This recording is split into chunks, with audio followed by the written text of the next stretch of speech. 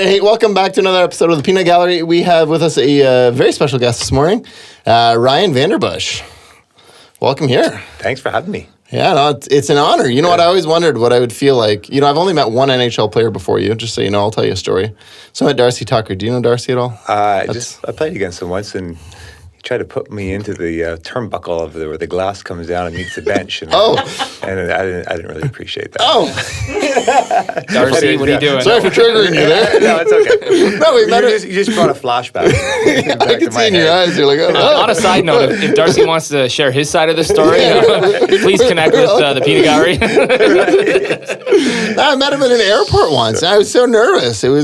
So now I've got a full-blown fighter right in front of me here. So we're gonna try not to screw this up. So no, really appreciate you being here. Kind of a strange connection that we ended up connecting through some people you partner with, and so yeah, privileged to have you guys here. Ryan VandenBussche, I don't know if you guys know, you're a bit of a fighter. You did a few in the NHL, I believe. I got a few scuffles, yeah. A few little things. Just over 300, yeah. Just over 300, yeah.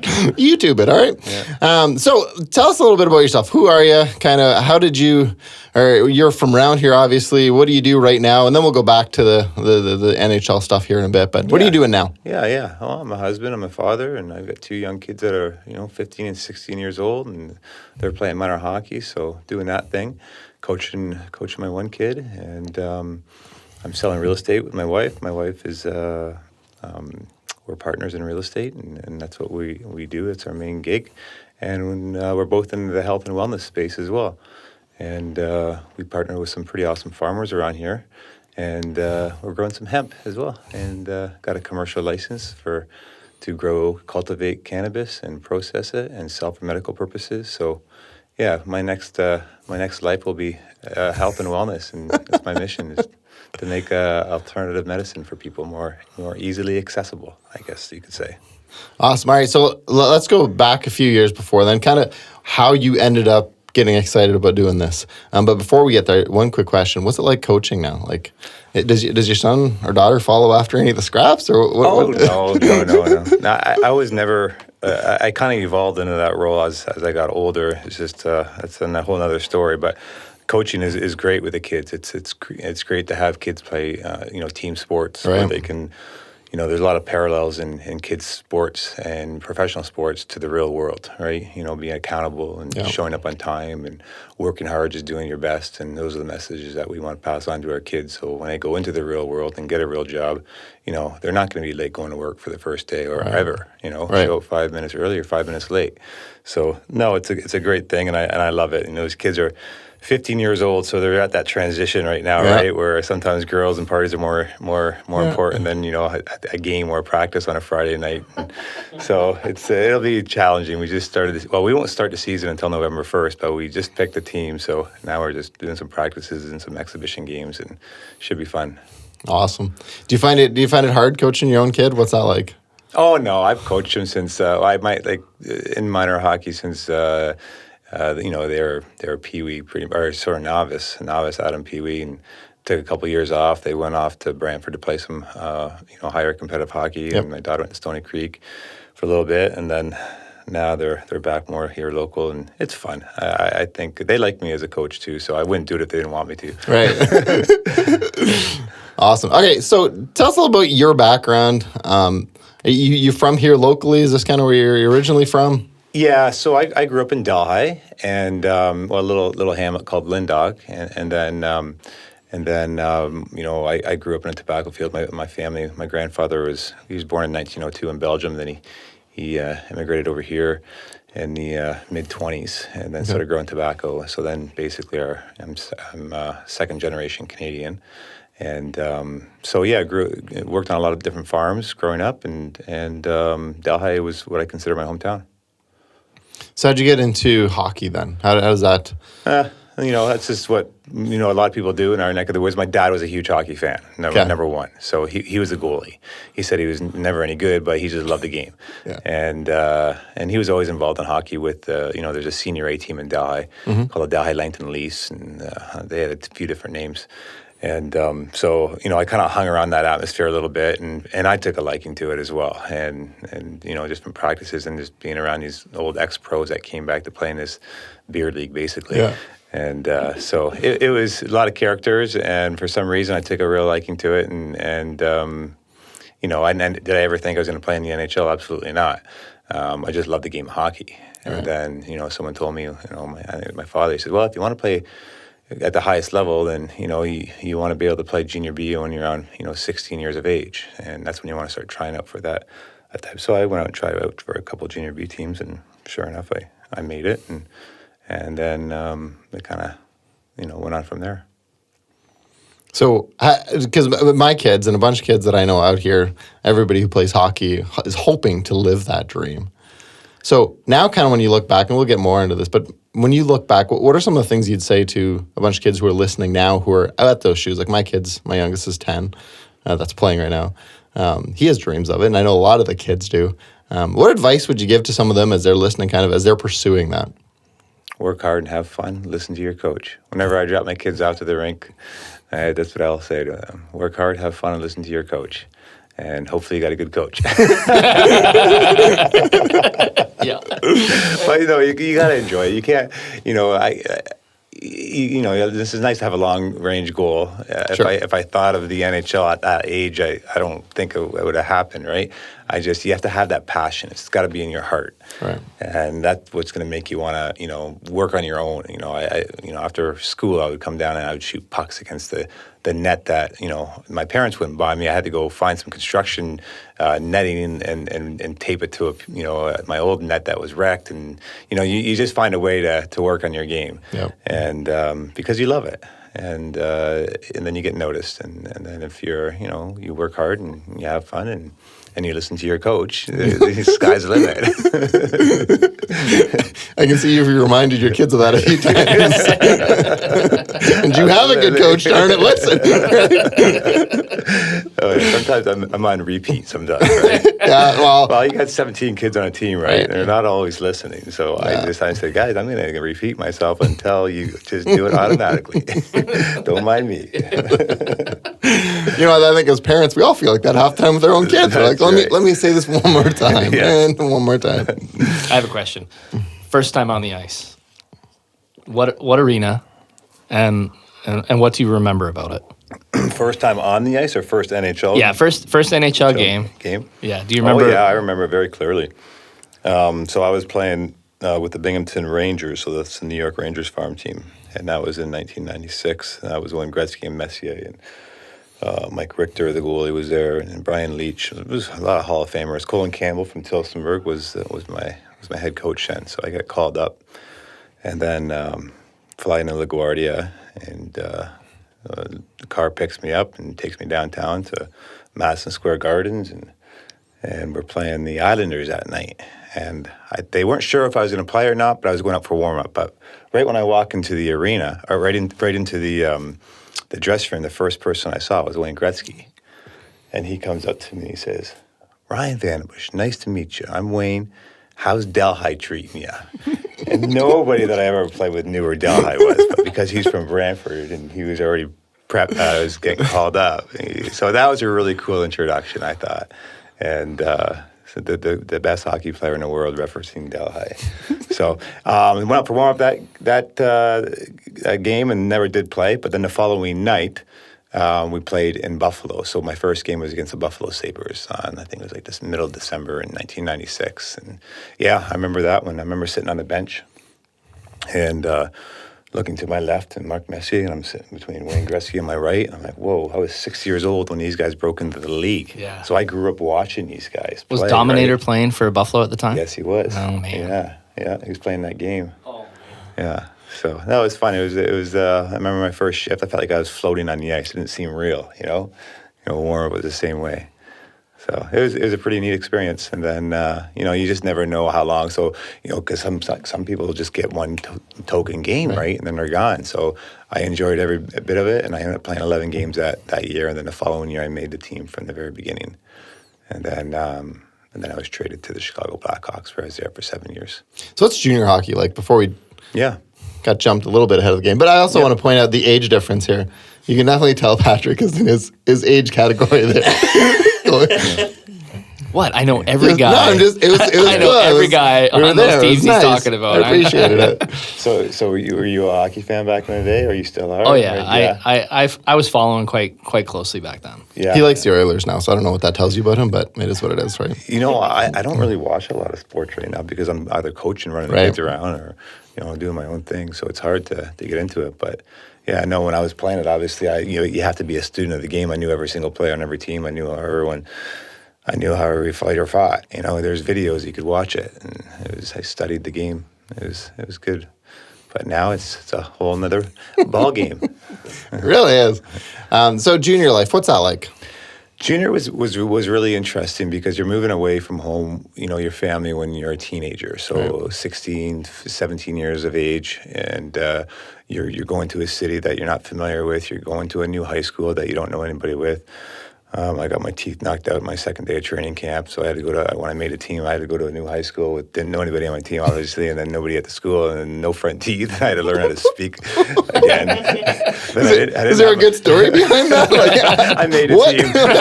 2 years later, I was drafted by the Toronto Maple Leafs, so there was a good story. It was worth it. But no, it was good because junior was the best time of probably one of the most highlights of my career because everything is so new, right? You're being in a whole new group of people. Right. And to this day, I'm still close friends with a lot of my junior teammates or former colleagues. Yeah. So how'd you evolve into the fighter role then that you were saying?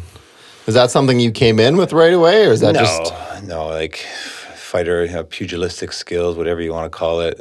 Some people say goon. I don't really like that word, but enforcer. Never had dreams of being an enforcer in the NHL. I was, in minor hockey, I would score goals. I was more of a goal scorer.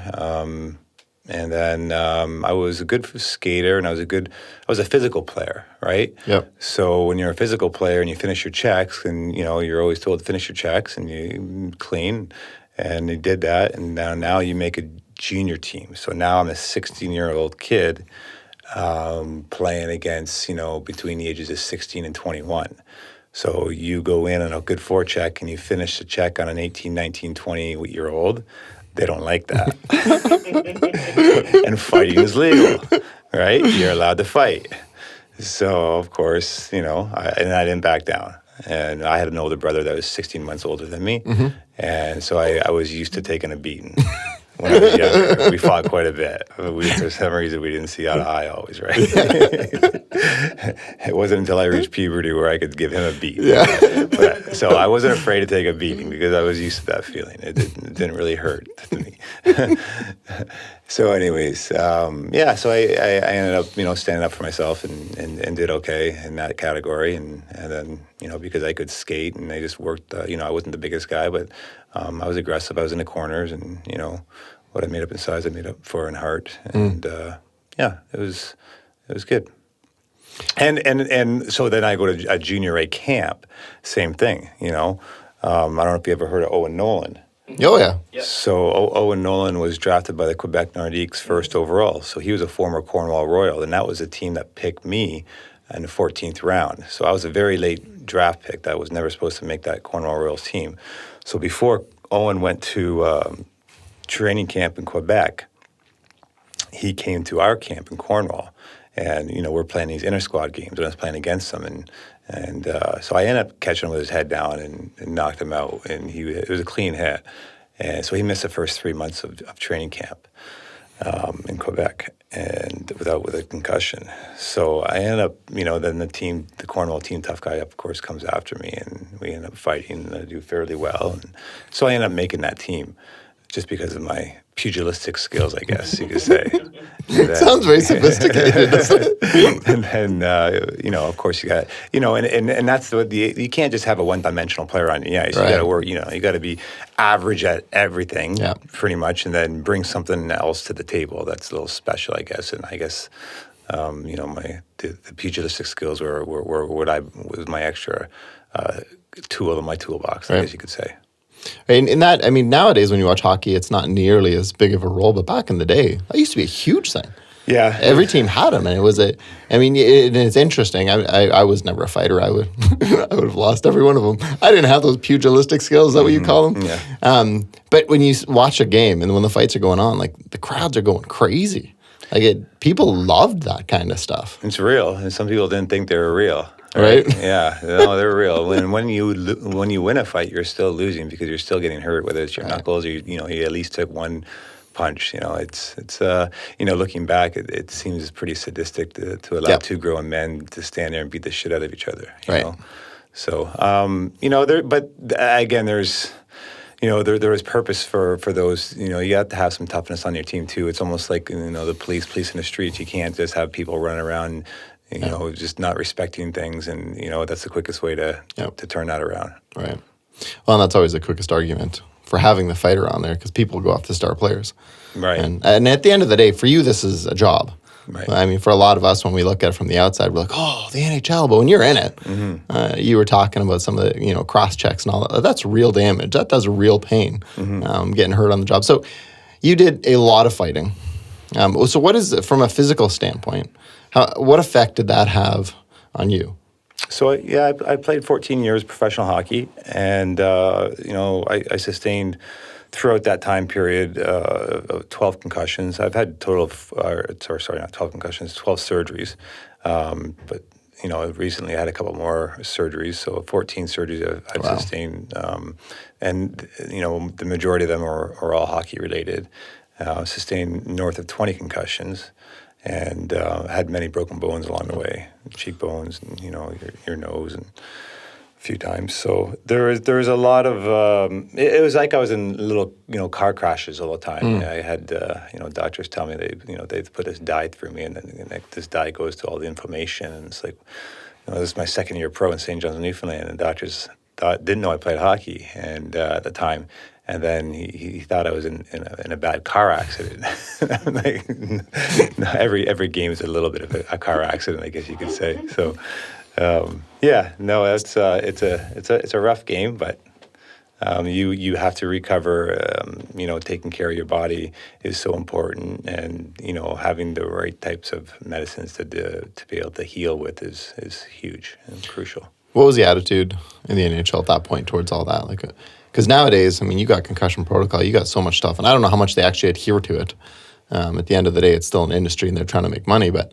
What was it like back then? Because some of your fights, like, you looked like you took a beating, but then you're right back out it the next day.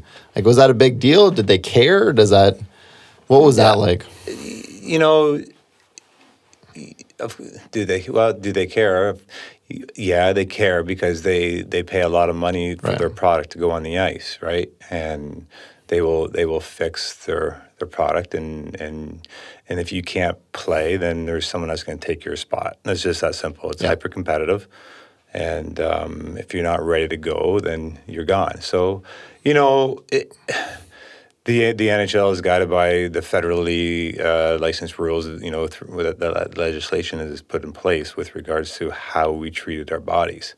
And unfortunately, synthetic opioids were the main thing for us to take while we were playing because, you're dealing with a ton of inflammation, so you get anti-inflammatories, and then you're dealing with a lot amount of pain as well. So they give you some drugs to numb that, like Percocet and Vicodins. It started off with Vicodins, and later on it was Oxycontins.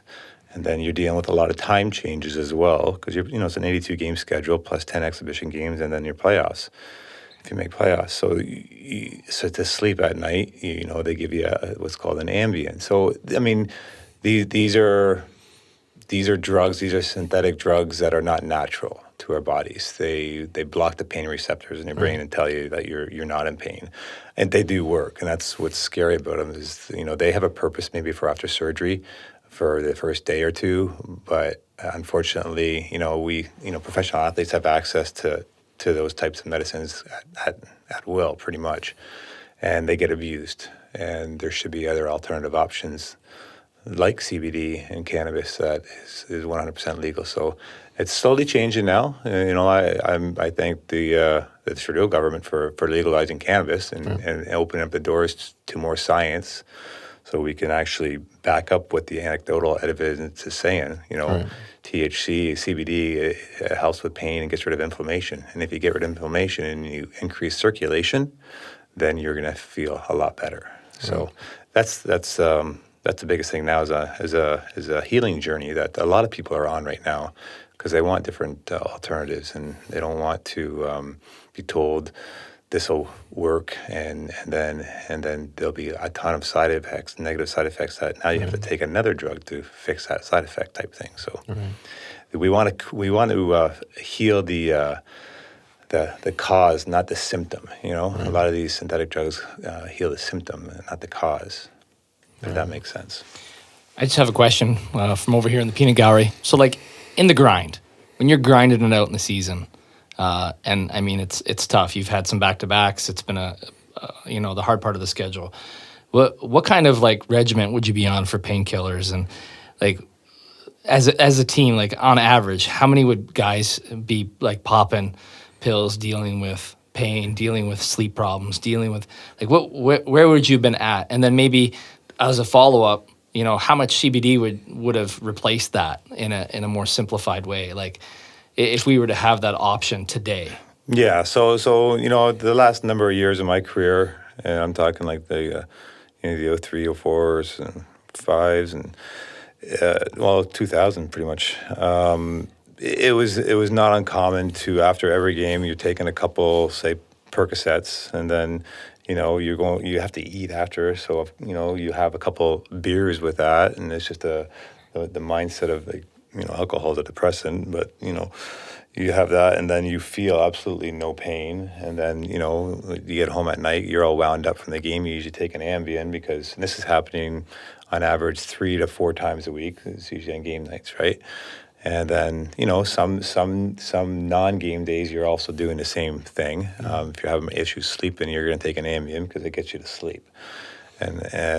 So you're asking me what options. What would I do now if I was playing in the NHL? Well, I would be probably taking 50 milligrams to 100 at least of CBD, just to decrease the inflammation. And if I'm dealing with some acute pain, I'm gonna have some marijuana, some THC in there to help with my pain and help with my sleep as well. And how much of that could be anywhere between 10 milligrams and 15, or everyone's a little bit different, and you have to low and slow and see what works for you, and listen to your body. But not enough people are conscious enough to listen to their own body and how they feel after they eat certain foods or take certain meds, right? So it's a whole learning curve that we're at right now. There's a lot of education that needs to be taking place in order to promote more healthy alternatives like plant-based medicines. Is it just so, because when I'm listening to some of this, why are certain ones promoted more? And I know the easy answer is just, big pharma, but is it just education? Is it just because it's easy? The opioids just work really quick? What is it about a lot of those that you just kind of reach immediately for those instead of going to some of the plant-based stuff? Well, Western doctors it's just easy for them to prescribe synthetic opioids because that's what they're told to prescribe from big pharma, right? That's just what they do. So there's not a whole there's a good movement. There's more light being shone on this whole situation with doctors, and some doctors that are speaking out through social media and promoting alternative medicines, like what we're doing, our company's doing, and I think it's just it's a lot of there's a lot more in education that needs to be done, and if you want to learn, you will learn. It's out there, and the science is there to back up what the anecdotal evidence, like I said, is saying that CBD helps decrease inflammation and will increase circulation. Right. So you guys are starting a company. So when marijuana was legalized, what's the process been like? Because for me at least, watching some of my friends who are farmers who are doing hemp, it's a complex thing. It's a very complex thing. So how's that process been like? Is it an easy thing just to jump into? Or? No. There's been a lot of ups and downs, let me tell you.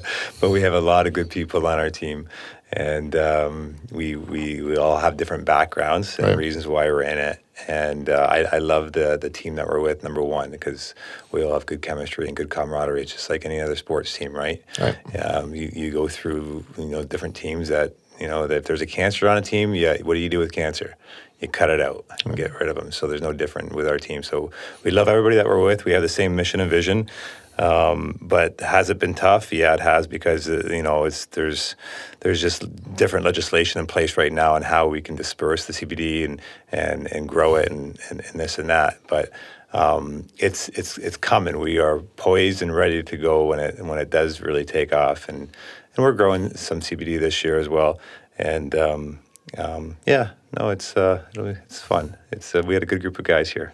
Yes. There's growing pains. We're a new company and a new industry, right? So there's a lot of things that need to be figured out yet, and it's happening. Yeah, I know some of those guys, so it's interesting that you speak so highly. I'm just kidding. They'll be listening. They're good. They're good guys. Great guys.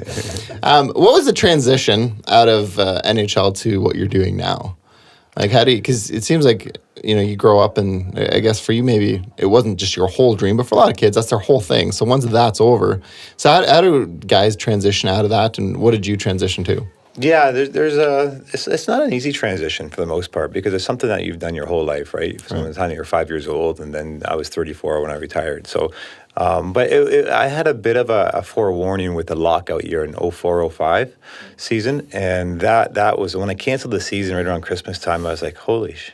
I looked at my wife. I'm like, well, what do you want to do if we're done? Because we certainly didn't make enough money to be able to not work the rest of our lives, right?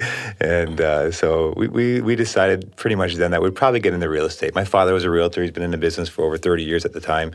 And I just thought that'd be the best transition, because it's something that we could do on our own. We're independent. There's a part of me that wanted to get back into hockey. People said that if you want to get back into hockey, you got to do it right away. You can't take a few years off and then get back into it, because you're going to lose too many things, right? Too many contacts and this and that. And so I had an opportunity to be assistant coach with the Guelph Storm. So I retired in January 2007, and then I got my real estate license. We ordered our books shortly after that, and I was fully licensed by August. But in the springtime, I went for an interview to Guelph to see if I wanted to maybe be an assistant coach. I had a job, but I was, for 30 grand, 25 grand a year to move to Guelph, because I want to live at home and then commute, and they wanted me to live there. It just wasn't worth it. So my wife and I made a decision to, let's just focus on real estate, and that's what we did. We worked under the guidance of my dad, under the Remax banner, and we still sell real estate to this day. So it's been. It was a neat experience at the beginning of the year, because you're getting thrown right into it, and I think that's the best thing that we could have done, was just get ourselves busy right away. And our kids were young too, right? They weren't in school yet, so that was a bit of a balancing act, always having to have someone there for the kids. But because my wife and I were partners, it was an easy transition. So to thank her for that. Right. It would be nice, though, just speaking of young kids, some of those sleeping pills for the kids would be really nice. Yeah, all right. It would make that age a lot easier. Yeah, that's right. Man, I'm sure that's not legal. It's a joke. See, that's where I get triggered. I'm a little kid. I didn't sleep for years. No, that's very, very cool. Anything else from you guys? Like post NHL, you're transitioning from you're moving around, even in Birmingham you were talking about, that was AHL. Yeah, Binghamton was the upstate New York. That's a crazy league to have to be involved in. You were in there a couple times, and moving your family around. Were you married at the time? Oh, I was and I was not married at the time. So I first turned pro in 93, 94 in St. John's, Newfoundland. And then, so I played over 300 games in the American Hockey League, and fought probably twice as much in the American Hockey League than I did in the NHL. Oh, so you're 300. That's not including. That's all. That's included. Oh, okay. Oh, yeah. So the American Hockey League, is probably fighting every second game on average. And it was absolutely, they call it the always hungry league, right? Because you are so close to the NHL, and you don't really how close you are to the NHL until you're playing in the American Hockey League. And you see guys getting called up. And, after my first couple of years pro, I'm thinking to myself, hey, why is that guy getting called up? And I'm like, okay, I'm right there, man. I can do this. So it was, it's a good grooming league. It's, that's when you're really honing on your skills, and figure out what you're good at, and And but they always say too, like, and I believe that this is so competitive because you take away your third and fourth line in the NHL, and you take away your fourth, fifth, and sixth defenseman, and you replace them with any player in the American Hockey League, you're not going to see a difference in the flow of the hockey game in the NHL level. You can't replace those first two lines basically because they're pretty much the superstars, but those third and fourth lines, that's how they're very interchangeable. Yeah. Favorite moment? If you look back, what's the one highlight that you look back and go, man, that was cool? Oh, yeah. Coming in Philadelphia, scoring my first goal against Ron Hextall. Close enough. Yeah. That was cool. Did you fight him later? You say he didn't break a stick, he didn't do anything? No. Yeah. So what, like, being known for pugilistic, right? Like, you, from what I understand, having a family member get drafted, and he was always known as having a scoring touch. And same with you. You could put the puck in the net, and but then as you start at the minor hockey level, yeah, but like and at least once in the NHL, right? Right. So, but when you get into that game, sorry, Dad. when you get in that game and you finally put a puck in the net, because that's like the dream, right? Like, to be able to score, the red light goes off, people go crazy, right? You get to high five your teammates and the whole deal. Like, it's got to be nice to, like, everybody knows that you can brawl, right? Mm-hmm. But then you put the puck in the net. Oh, that's a great feeling. Right? Yeah. Like, it's just like, see, I belong here too. Like, that's almost right. Like, I could do this too, yeah, guys. I can do this too. Just give me the ice guy. Right.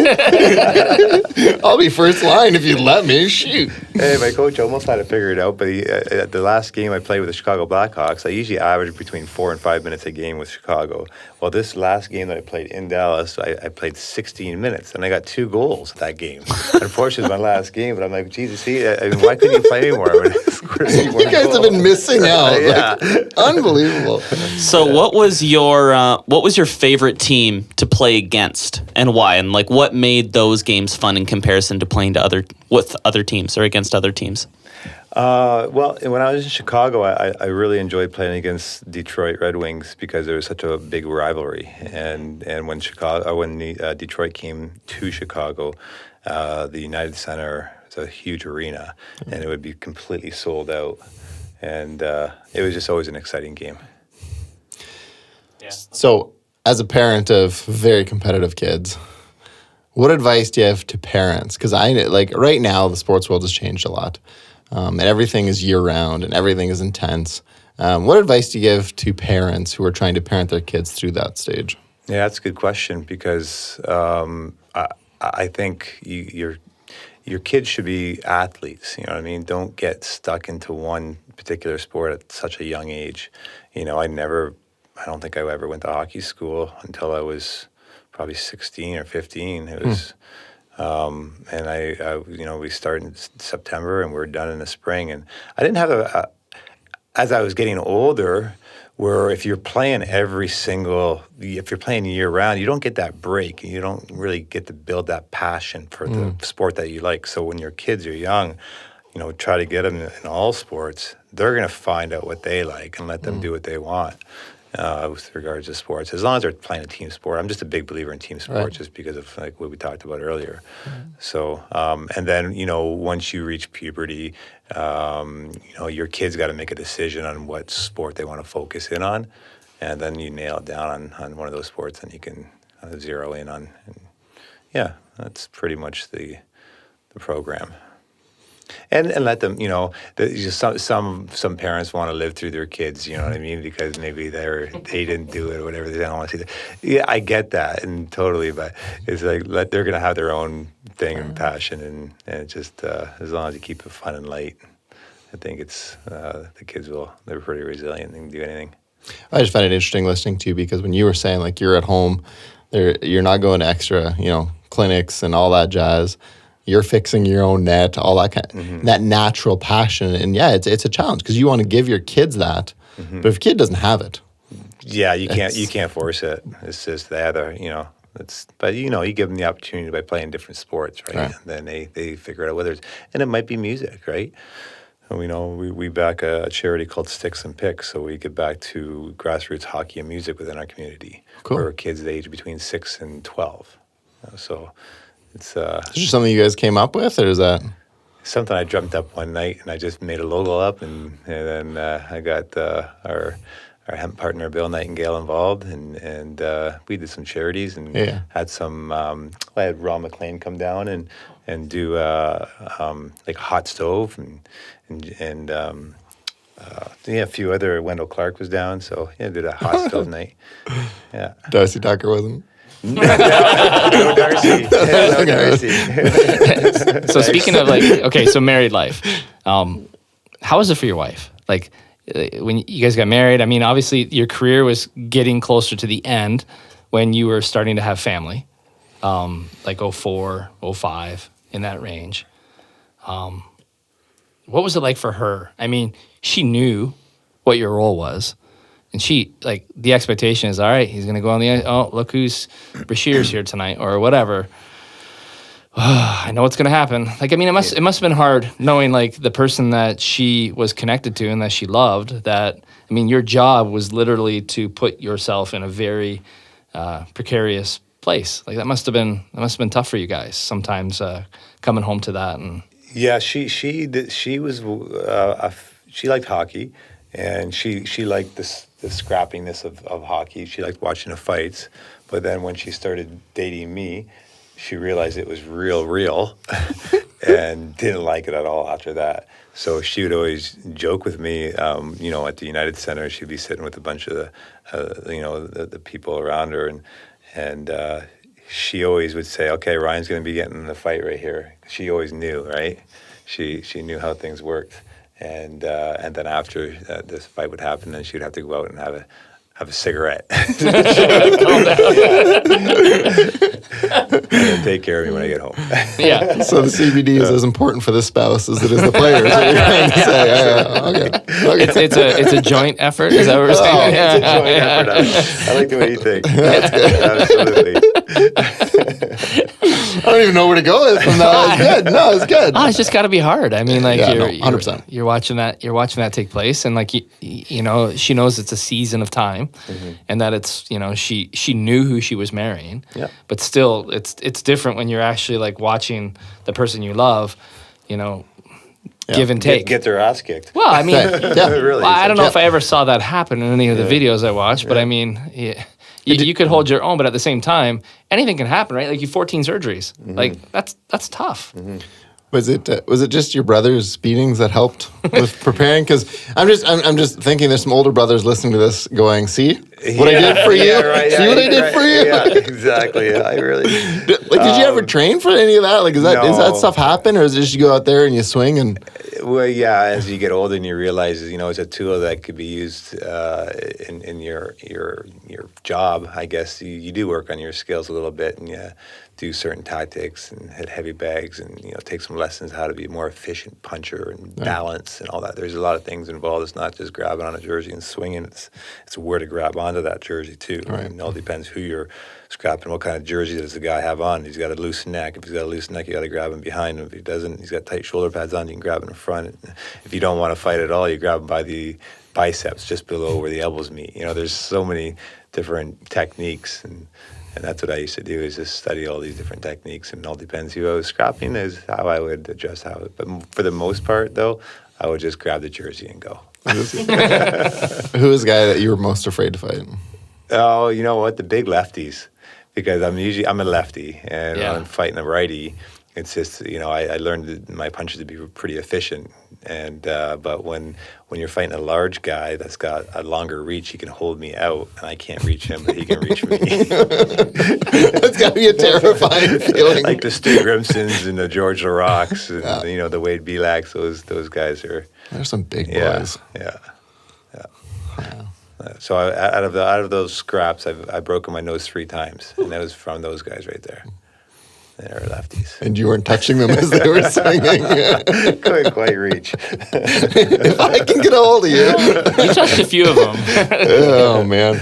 All right. Hey, this has been awesome. I really appreciate it. I love the work you're doing. You know what? What you guys are doing with New Leaf. New day now. We're it's going new through day. an A change, yeah. Oh. So it's NUEDAE. So that's what's happening right now behind the scenes. So you'll hear about that more in the future. Awesome. And we're always looking for sponsors here on the show. Right So on. whatever. Cool. Throw that out there. No. Hey, thanks so much for the work you're doing. I know that you're also a huge advocate in your community with minor sports, with the charity you're running, with a bunch of other things. So you guys have done great work. Our communities need more people like you, and we really, really appreciate you coming, making some time and hanging out with us and telling us some stories. So Well, you guys do good work too by getting people out and talking about specific issues and stuff like that. So I've listened to a couple of your shows, so I enjoy it. Awesome. Keep up the good work too, and thanks for having me on. awesome. Appreciate it. Hey, we'll see you on the next one.